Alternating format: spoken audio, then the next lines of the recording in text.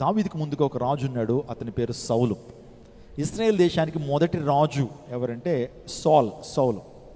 వాస్తవానికి సౌలు జీవితాన్ని ఆలోచన చేస్తున్నప్పుడు, యవనస్తుడిగా ఉన్నప్పుడు అతను గార్దబాల మీద తిరుగుతుండేటువంటి వాడు. గార్దబాల్ అంటే ఏంటి? గాడిదల మీద తిరుగుతూ ఉండేటువంటి వారు. అంటే ఒక రకంగా చెప్పాలంటే జులాయిగా తిరుగుతుండేటువంటి వాడు సౌలు. తన తండ్రి గాడిదలుంటే ఆ గాడిదల్ని ఒక్కొక్కళ్ళు వేసుకుంటూ తిరుగుతూ ఉండేటువంటి వారు. ఒక సందర్భంలో ఏమైందంటే ఆ గాడిదలు కాస్త తప్పిపోయినాయి. గాడిదలు ఏమైనాయి? తప్పిపోయేటప్పటికి ఎక్కడికి వెళ్ళాలి, ఎక్కడికి వెళ్తే మా గాడిదలు దొరుకుతాయని చెప్పి ఒక మంచి ఆలోచన వచ్చింది. పాస్టర్ గారి దగ్గరికి వెళ్తే మాకు ఒక మంచి పరిష్కారం లభిస్తుంది, దేవుని సన్నిధికి వెళ్తే మా గార్దబాలు దొరుకుతాయని చెప్పి వెళ్ళారు. వెళ్ళిన తర్వాత దేవుని సేవకుని సమూయేలు చక్కటి పరిష్కారాన్ని ఇచ్చాడు. వారు దేవుని సన్నిధికి రావటం ద్వారా ఆ గార్దబాలు దొరికినాయి. ఒక మేలైతే సౌలు జీవితంలో దేవుడు చేసిన ఉపకారం మేలు ఏంటంటే ఆ గార్దబాలు దొరకటం మాత్రమే కాకుండా సమూయేలు ద్వారా దేవుడు సౌలుని అభిషేకించాడు. సౌలుని రాజుగా దేవాదేవుడు అభిషేకించాడు. ఎప్పుడో తెలుసా? దేవుని సన్నిధికి వచ్చేటప్పుడే. దేవుని సన్నిధికి వచ్చినప్పుడు, సమూయేలు దగ్గరికి వచ్చినప్పుడు సౌలుని దేవుడు దీవించడం మొదలుపెట్టాడు.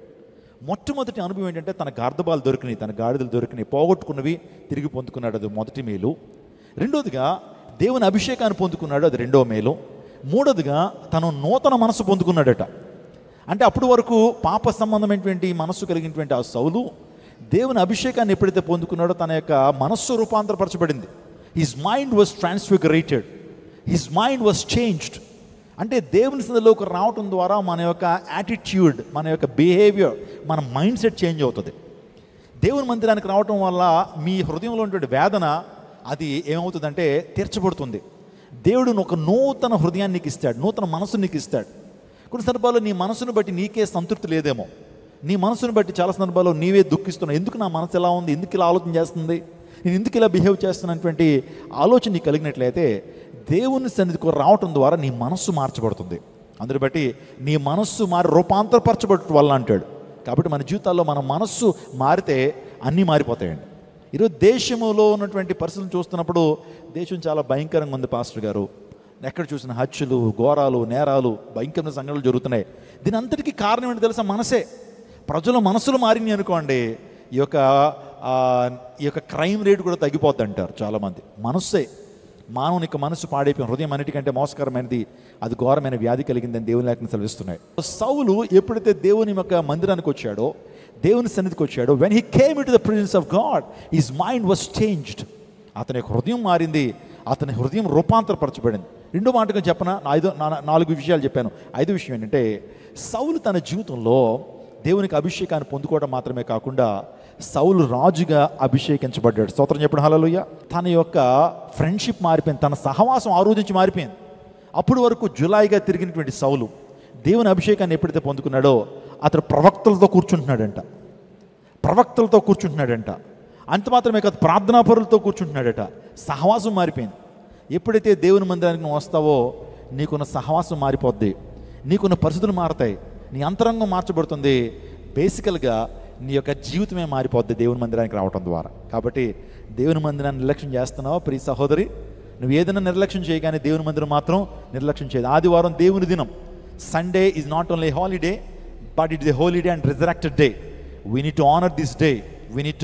We need to spend some time in the Lord's presence to worship Him, to honor Him in His presence. ఆయన సందులో మనం ఏం చేయాలంటే దేవుని నామాన్ని మహిమపరచాలి. మీ జీవితంలో కొన్ని వాటిని మీరు అధిగమించలేకపోతున్నారు. అది వ్యాధులు కావచ్చు, ఆర్థిక ఇబ్బందులు కావచ్చు, పర్సనల్గా కొన్ని పాపాలు కావచ్చు. కొన్నిటిని అధిగమించలేకపోతున్నారు, కొన్నిటిని దాటలేకపోతున్నారు. ఎన్నో సంవత్సరాలుగా మీరు స్ట్రగుల్ అవుతున్నారు. సో అటువంటి అడ్డంకుల్ని దేవుడు ఈ రాత్రి కాలంలో మీ కొరకు వాటిని తొలగించబోతున్నాడు. ప్రైజ్ గాడ్, హల్లెలూయా. దేవునికి అసాధ్యమైనది ఏది లేదని, there is nothing impossible with our God. దేవునికి అసాధ్యమైనది ఏది కూడా లేదు. శూన్యం నుంచి సమస్తాన్ని కలుగు చేసినవాడు, ఏమీ లేదు. He did everything from out of nothing. అసలు శూన్యం నుంచి సమస్తాన్ని ఆయన కలుగు చేశాడు.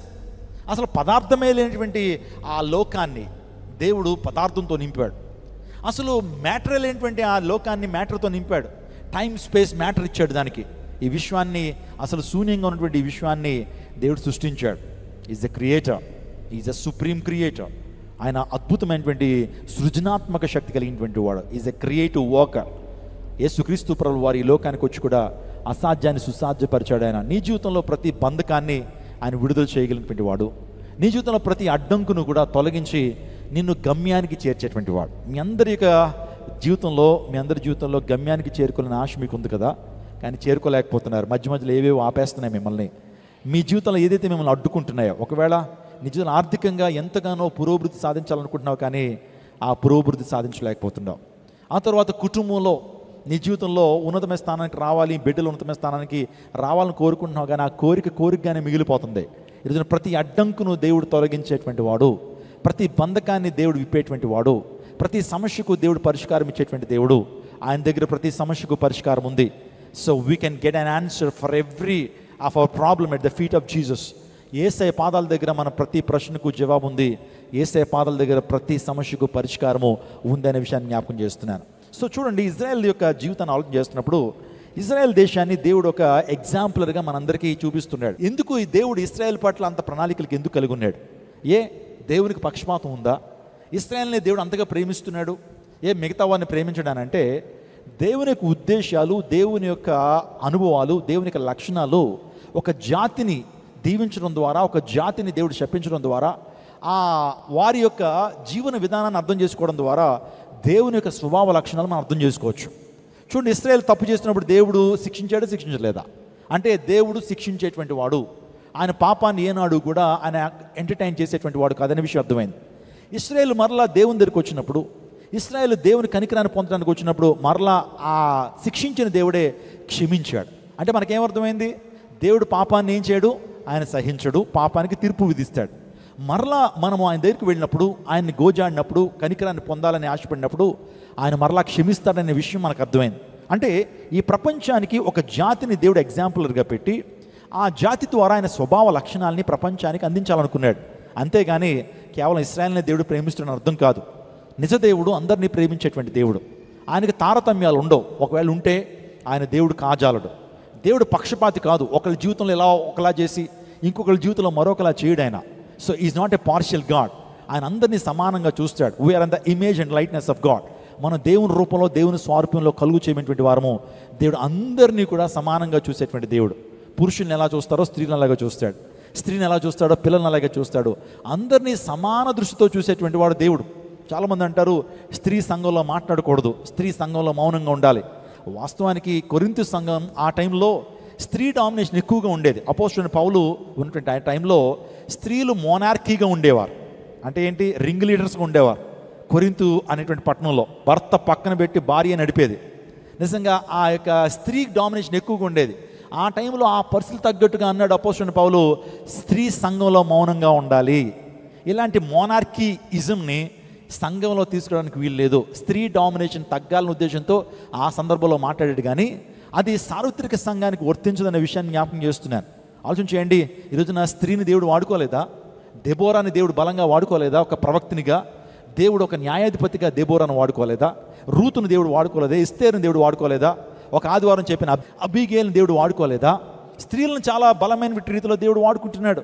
అందులో బట్టి చాలా సంఘాల వారు స్త్రీ మౌనంగా ఉండాలి, స్త్రీ సంఘంలో మౌనంగా ఉండాలి మాట్లాడుతుంటారు. అది ఆ సందర్భానికి, ఆ కాంటెక్స్ట్ ఒకసారి మనం గమనించాలి. బైబిల్ గ్రంథంలో మనం ఏదన్నా మాటను వింటున్నప్పుడు ఆ కాంటెక్స్ట్తో పాటు ప్రీటెక్స్ట్ కూడా మనం చదవాలి.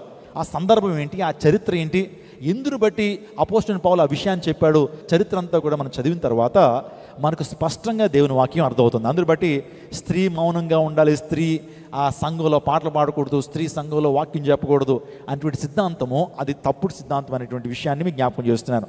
మన దేవుడు అడ్డములను పడగొట్టేటువంటి దేవుడు. ఈరోజు మీ జీవితంలో చాలా ఛాలెంజెస్ ఉన్నాయి కదా, చాలా సవాళ్ళు ఉన్నాయి. ఎవరి సవాళ్ళు వాళ్ళకే. కొన్ని సవాళ్ళు కనుక మనం చూసినట్లయితే we have some spiritual challenges. ఆత్మీయంగా ఎదగలేనటువంటి ఆ ఛాలెంజెస్ మనకు ఉన్నాయి. పాస్టర్ గారు, నేను దేవుని కోసం జీవించాలనుకుంటున్నాను, పరిశుద్ధంగా జీవించాలనుకుంటున్నాను, కానీ నా వల్ల కావట్లేదు. Spiritual challenges. నేను విశ్వాసంతో నింపబడాలనుకుంటున్నాను, ప్రతి ఆదివారం దేవుని మందిరానికి వచ్చి ఇంకా విశ్వాసంతో నింపబడాలని కోరుకుంటున్నాను, కానీ నా వల్ల కావట్లేదు. ఎందుకో స్పిరిచువల్గా నేను డెవలప్ అవ్వలేకపోతున్నానండి. నాకంటే వెనకాల వచ్చినటువంటి వారు ఆత్మలో వర్ధిల్లుతున్నారు, ప్రేమలో వర్ధిల్లుతున్నారు, కృపలో వర్ధిల్లుతున్నారు, విశ్వాసంలో వర్ధిల్లుతున్నారు. ఎందుకో నేను నా కుటుంబం వర్ధిల్లేకపోతున్నాను. That's a challenge. You need to overcome it. దాన్ని ఏం చేయాలి? ఓవర్కమ్ చేయాలి.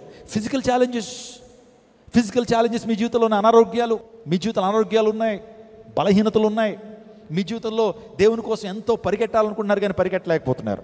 శారీరక బలహీనతలు ఎన్నోసార్లు మిమ్మల్ని అడ్డుకుంటున్నాయి. ఈ బంధకాల నుంచి, ఈ అడ్డంకుల నుంచి దేవుడు మీ రాత్రి కాల్సిన విడుదల ఇవ్వబోతున్నాడని చెప్పడానికి ఎంతగానో సంతోషిస్తున్నాను. ఆ తర్వాత సైకలాజికల్ ఛాలెంజెస్, మీ జీవితంలో మానసిక పరమైన ఛాలెంజెస్. ఎందుకో ప్రతిదానికి భయపడుతున్నారు మీరు, ఎందుకో ప్రతిదానికి మీరు భయపడుతున్నారు. నీడకు భయపడుతున్నారు, మీ నీడకే మీరు భయపడుతున్నారు. భవిష్యత్తుకు భయపడుతున్నారు, ఏం జరిగిపోతుంటే భయం. ఏమంటే రకరకాల భయాలతో ఉన్నారు. అవి సైకలాజికల్ ఛాలెంజెస్. సోషల్ ఛాలెంజెస్, సమాజానికి భయపడుతున్నారు, సమాజంలో మనుషులకు భయపడుతున్నారు. సమాజంలో కొన్ని ఛాలెంజెస్ ఉన్నాయి, వాటిని అధిగమించలేకపోతున్నారు. చాలామందికి స్టేజ్ ఫియర్ ఉంటుంది, ఇంటర్వ్యూకి వెళ్తే భయం. చక్కగా చదువుకున్నటువంటి వ్యక్తే ఈ సోషల్ ఛాలెంజెస్ని అధిగమించలేకపోయిన పరిస్థితుల్లో చాలామంది ఉంటున్నారు. Whatever the challenges that you have in this, God is going to overcome every challenge. దేవుడు నీ యొక్క ప్రతి ఛాలెంజ్ ఆయన ఓవర్కమ్ చేశారు. He conquered everything. God will make you to overcome every challenges that you are facing. ఈ రాత్రికాల సమయంలో నువ్వు ఫేస్ చేస్తున్న ప్రతి ఛాలెంజ్ని దేవుడు నీ చేత అధిగమించడానికి ఆయన ఇష్టపడుతున్నాడు. హల్లెలూయా. ఆయన అధిగమించాడు కదా. He conquered every problem. He conquered sin. He conquered grave. He conquered all the political powers of this world. He conquered every challenge. యేసయ్య ప్రతి ఛాలెంజ్ని ఆయన ఓవర్కమ్ చేశారు. ఈరోజున అదే బలాన్ని దేవుడు నీకు కూడా ఇవ్వబోతున్నాడు. ఏమనొస్తున్నారా? మీ జీవితంలో ఎమోషనల్ ఛాలెంజెస్ ఉన్నాయా? నా ఎమోషన్స్ని, నా భావోద్వేగాల్ని, నా హృదయంలో రేగుతున్న కోరికల్ని, ఎమోషన్స్ నేను అదుపు చేసుకోలేకపోతున్నానండి. బ్యాడ్ మూవీ కానీ ఒక బ్యాడ్ పిక్చర్ చూస్తూ ఉంటే నేను చాలా ఏమవుతున్నానంటే ఇన్స్పైర్ అయిపోతున్నాను. దానికి పాపం చేయాలంటే కోరిక నాలో బయలుదేరుతూ ఉంది అని మీ జీవితంలో ఎమోషనల్ ఛాలెంజెస్ మీ జీవితంలో ఉన్నట్లయితే ప్రతి ఛాలెంజ్ని దేవుడు మిమ్మల్ని అధిగమించారు. ఎంతమంది ప్రతి ఛాలెంజ్ని అధిగమించాలని కోరుకుంటున్నారు? ఆమేన్. దేవుడు మీ జీవితంలో ఈ కార్యాన్ని సఫలం చేయనుగాక.